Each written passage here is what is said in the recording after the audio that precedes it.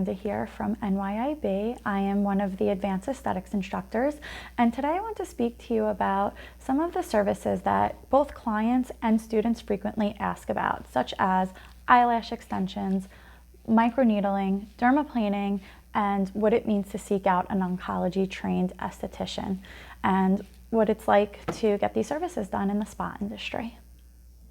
So a lot of people want to know where they can safely get eyelash extensions done. So how licensing works in New York State for eyelash extensions, you first should be a licensed cosmetologist or esthetician. So here at NYIB, most of our students sign up for our 600-hour aesthetics course, which gives them enough hours in infection control and other topics.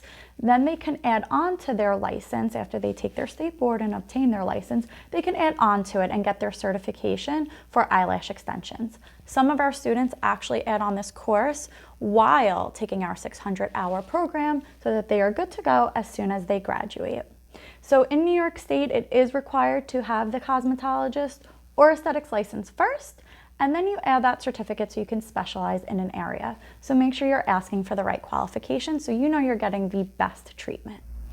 So the next service I want to speak about is microneedling. This is a very popular service in the spa industry right now, and it's a very effective one. However, you do want to make sure that whoever is performing this service on you has the right qualifications. So here in New York State, it is actually required that whoever is performing the microneedling service be licensed in acupuncture. So they have to be an acupuncturist. Now, some of our estheticians might have a dual license where they do have an acupuncturist license along with their aesthetics license. This may vary depending on the practice. So if there is a medical director or they have a specific background in the medical field, that might be different. As far as an esthetician goes, they should have that dual license. In other states, there is a deciding factor where it depends on the needle size. But here in New York State, they do not see the needle size as a deciding factor. So no matter where that needle punctures into the skin and how deep it goes, they still would need a license for acupuncture. The next service I'm going to speak about is dermaplaning. This is another very popular service in the spa industry, and a lot of people like to get the dermaplaning done because it is a way to exfoliate and remove vellus hairs, and there's not many treatments that can remove vellus hairs. So this is a mechanical way to exfoliate the skin, sloughing off dead skin cells, getting those fine vellus hairs, and allowing more products to penetrate deeper. Some people will even receive a peel or an enzyme after to enhance their exfoliation.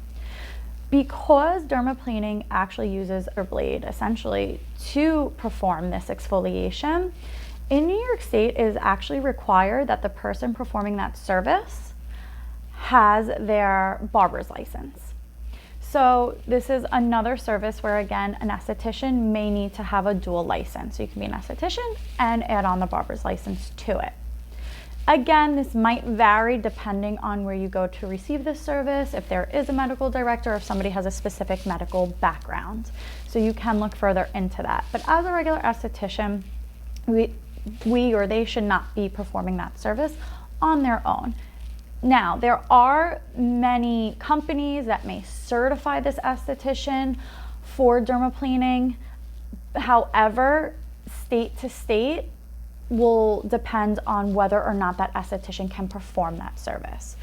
I do recommend that you still take these classes if you are the esthetician, because you will at least know about the service and you could speak to your clients about the service and what other treatments you might have available that are comparable to that service.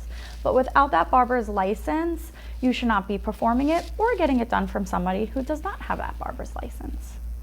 So clients often ask why they should seek out someone who is oncology trained, and our students and estheticians are always inquiring about why they might want to take the oncology trained course. So what it means to be oncology trained is that our estheticians or anyone in the spa industry took additional time to receive training in specializing the modifications that need to be made depending on treatment that a client might be receiving or have received in the past. Some of these modifications are forever depending on the surgery or treatment from the past, And especially if they're going through something like chemo or radiation at the moment, their immune system is already suppressed, and we can suppress it further or cause infection if we don't take the right precautions.